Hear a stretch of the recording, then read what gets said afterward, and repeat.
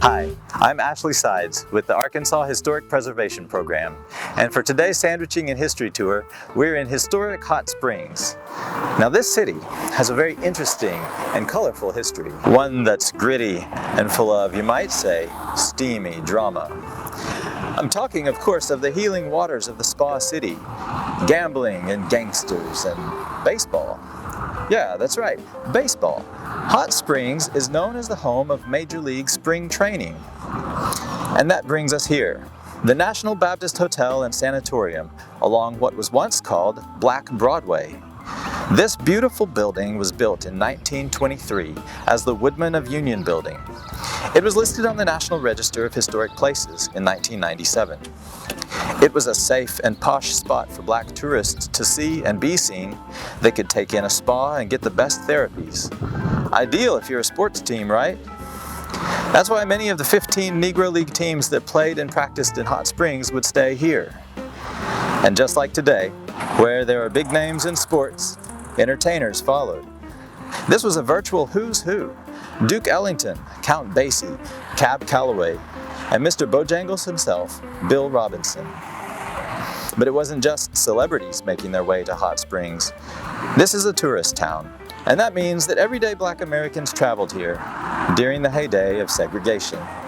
To do this safely, they relied on the help of the Green Book. Ralph Wilcox is our National Register Survey historian, and he has done extensive research on the Green Book in Arkansas. Right now we are in the Pleasant Street Historic District, which was one of the most prominent African American neighborhoods in Hot Springs. In the 1880s, the African Americans in Hot Springs lived in the Malvern Avenue area, as well as in the Whittington area. At the time that this neighborhood kind of came into being, a lot of the African Americans in Hot Springs who lived here often worked in the tourist establishments in town. By the 1920s and the 1930s, the neighborhood became more prosperous. Properties here in the neighborhood that were listed in the Green Book included hotels, tourist homes, there was a beauty school, restaurants, and also a loan company were listed in the Green Book from the time that the Green Book was published in the 30s up until the 1960s. One of the properties that was listed is the house here at 232 Garden Street, which was a tourist home operated by Mrs. Wilson. Today, the neighborhood houses the largest intact collection of buildings in the state that were listed in the Green Book during the 30s through the 60s. Courtney Bradford is the curator at the Mosaic Templars Cultural Center. We were able to catch up with her during the exhibit, The Negro Motorist Green Book, an exhibition developed by the Smithsonian Institution Traveling Exhibition Service. So the Green Book was founded by Victor Green. He was from Harlem. He was a postman, and he saw a need for African Americans to have a guide in order to travel safely throughout the United States during the time of segregation. This is also after the Great Migration, and so there are lots of people who are in various parts of the country, and their family is wanting to go out and to visit them, as well as wanting to just simply vacation around the country. And so in order to do that safely, they would have to carry that Green Book. And it lists various businesses such as restaurants, hotels, clubs, barbershops, beauty shops that African Americans could stop by, and they will be able to be serviced without any issues. The Green Book here in Arkansas meant that their businesses were listed, so if people did travel this area, it could bring about economic change within the black businesses in the area. Very similar to, my great uncle who had the Esso gas station, and his business was advertised greatly within the Green Book. And so people could see that and say, hey, there's a gas station in North Little Rock, or there's a beauty shop on Martin Luther King that we could stop in and get the service that we require. People in my family traveled a lot, especially during the South. There was a particular story where my family was going to a graduation, and the places they were encountering, of course, before they got in their vehicle, they had the Green Book, and they were following the Green Book to guide them to where they needed to go so they would be all right. And from my understanding, they never went anywhere without that Green Book.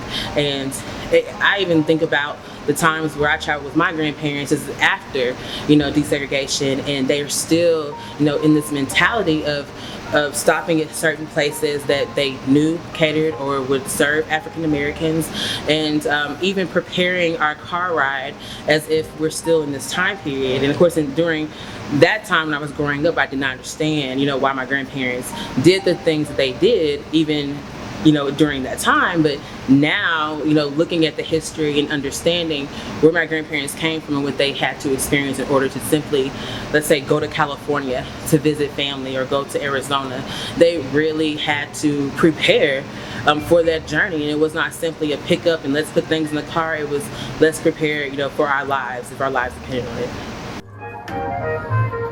Hey, you all ready for your trip down south? I know your grandma will be just thrilled to see you. So this exhibition is open until August the 1st. So you all have until then to come visit our exhibition. It is a Smithsonian's exhibit. It is sponsored by ExxonMobil. It is curated by Candace C. Taylor, who went around the country and decided that she wanted to research the Green Book sites. And so she went to sites that were either still physically there, or sites or former sites of the Green Book sites, and she would collect the stories. If there were artifacts that were still available, she would collect those artifacts as well as take photographs. And so then she wrote a book called The Overground Railroad, and that's what this exhibition is based off of. Thank you for joining us for this month's Sandwiching in History tour. We hope that you'll stop by the Mosaic Templars Cultural Center and check out their Green Book exhibit before it leaves Little Rock on August 1st. And next time you happen to be in Hot Springs, make sure to take a detour here by the Pleasant Street Historic District and the National Baptist Hotel and Sanatorium, and check out some of Arkansas's own Green Book landmarks. Next month, our tour takes us to Reed's Bridge Battlefield Heritage Park. We hope you'll join us on Facebook or YouTube then. For more on our Sandwiching in History tours, visit us at arkansaspreservation.com.